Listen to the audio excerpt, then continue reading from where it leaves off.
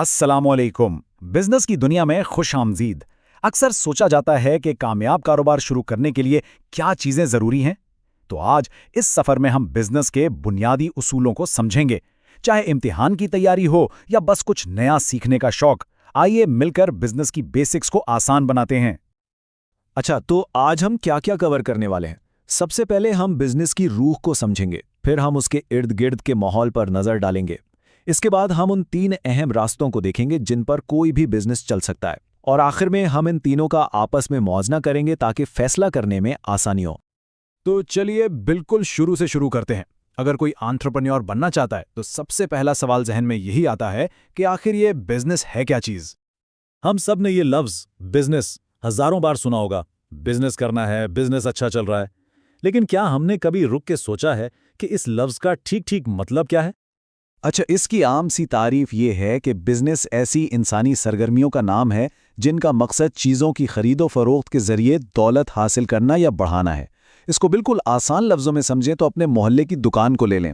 वो कहीं से सामान खरीदते हैं और थोड़ा सा मुनाफा रखकर आगे बेच देते हैं। बस यही बिजनेस की सबसे सादा मिसाल है। तो किसी भी काम को बिजनेस क्या चीज बनाती है? इसकी 4 बुनियादी खसूसियात हैं। पहली और सबसे अहम, मुनाफे का मकसद। दूसरी, लेन देन में तसलसल, यानी काम मुसलसल होना चाहिए, सिर्फ एक बार नहीं। तीसरी, रिस्क और गैर यकीनी सूरत हाल, हर बिजनेस में नुकसान का खतरा होता है। और चौथी, अशिया और खिदमात का तबादला, आप या तो कोई चीज बेच रहे हैं या कोई सर्विस दे रहे हैं। ये 4 चीजें मिलकर एक बिजनेस बनाती हैं। अच्छा, बिजनेस शुरू तो कर लिया, लेकिन कोई भी कारोबार अकेले एक बंद कमरे में नहीं चल सकता। वो एक बड़े माहौल का हिस्सा होता है। आइए अब इस माहौल को समझते हैं। हर बिजनेस को 2 चीज़ों पर गहरी नज़र रखनी पड़ती है।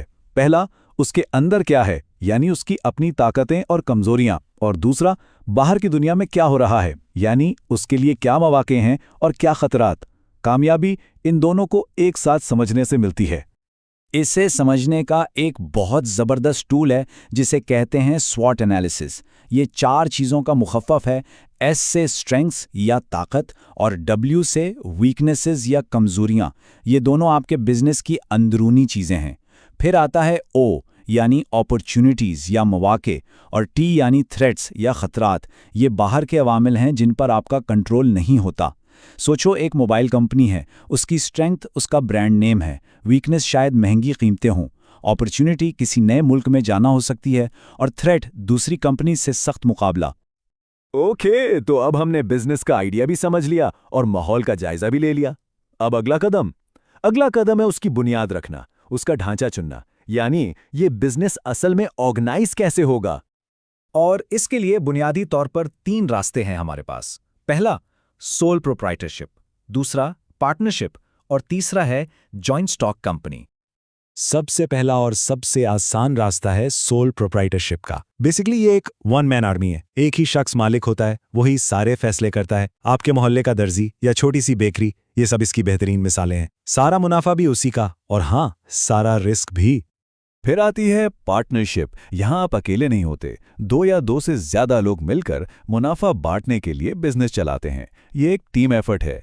अगर पार्टनर्स अच्छे मिल जाएं तो ये बहुत कामयाब हो सकती है, लेकिन गलत इंतखाब से मुश्किलात भी पैदा हो सकती हैं। और आखिर में है जॉइंट स्टॉक कंपनी। ये सबसे बड़ी और सबसे पेचीदा किस्म है। इसको आप एक बड़ी मशीन समझ लें जिसके बहुत से छोटे छोटे हिस्से होते हैं जिन्हें शेयर होल्डर्स कहते हैं। लेकिन कानून की नज़र में इसकी अपने मालिकों से अलग एक अपनी पहचान होती है। तो अब जब हमने तीनों रास्तों को अलग अलग देख लिया है, चलिए अब इनका आमने सामने मुकाबला करते हैं, उन चीज़ों की बुनियाद पर जो किसी भी बिजनेस ओनर के लिए सबसे अहम होती हैं। आइए 3 बुनियादी चीज़ों को देखते हैं। लायबिलिटी यानी जिम्मेदारी, कंट्रोल और कैपिटल यानी सरमाया। देखें, सोल प्रोप्राइटरशिप में कंट्रोल पूरा आपके पास है, लेकिन सरमाया भी महदूद है। पार्टनरशिप में कंट्रोल और सरमाया दोनों बढ़ जाते हैं, जबकि कंपनी में सरमाया जमा करने की सलाहियत तो बहुत ज्यादा है, लेकिन कंट्रोल आपके हाथ से निकलकर बोर्ड ऑफ डायरेक्टर्स के पास चला जाता है। सबसे अहम बात जो यहां याद रखने वाली है वो है अनलिमिटेड लायबिलिटी। ये सोल प्रोप्राइटरशिप और पार्टनरशिप का सबसे बड़ा रिस्क है। इसका सीधा सा मतलब है कि अगर बिजनेस को नुकसान हुआ और कर्ज चढ़ गया तो उस कर्ज को उतारने के लिए आपके जाती असासें जैसे घर, गाड़ी, सब कुछ इस्तेमाल हो सकता है। और इसके मुकाबले में कंपनी का सबसे बड़ा फायदा है लिमिटेड लायबिलिटी। ये एक किस्म का सेफ्टी शील्ड है। इसका मतलब है कि अगर कंपनी को नुकसान होता है तो आप सिर्फ उतने पैसों के जिम्मेदार हैं जितने के आपने शेयर्स खरीदे हैं। आपके ज़ाती असासे बिल्कुल महफूज रहते हैं। और एक बहुत ही दिलचस्प बात, कानून की नज़र में एक कंपनी एक मस्नूई शख्स या आर्टिफिशियल पर्सन होती है। इसका मतलब क्या है? इसका मतलब यह है कि एक कंपनी अपने नाम पर प्रॉपर्टी खरीद सकती है, कॉन्ट्रैक्ट्स कर सकती है और उस पर मुकदमा भी हो सकता है, बिल्कुल एक असल इंसान की तरह। तो हमने पूरा सफ़र तय कर लिया, बिजनेस की तारीफ से लेकर उसके ढांचों तक। अब आखिरी और सबसे अहम सवाल ये है कि अगर आप बिजनेस शुरू करें तो इन 3 चीज़ों में से जिम्मेदारी, कंट्रोल या सरमाया आपके लिए सबसे ज़्यादा अहम क्या होगा? इसका जवाब ही ये तय करेगा कि कौन सा रास्ता आपके लिए बेहतर है।